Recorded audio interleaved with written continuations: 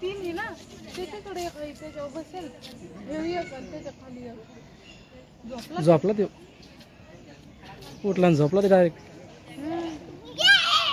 पाहिलं बाई वागतो ते उठला हो. हे बघा मित्रांनो सिद्धार्थ गार्डन मध्ये 3 वाघ आहेत.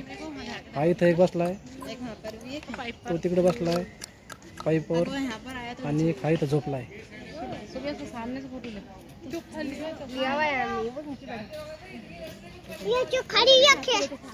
कशा खाली एक आहे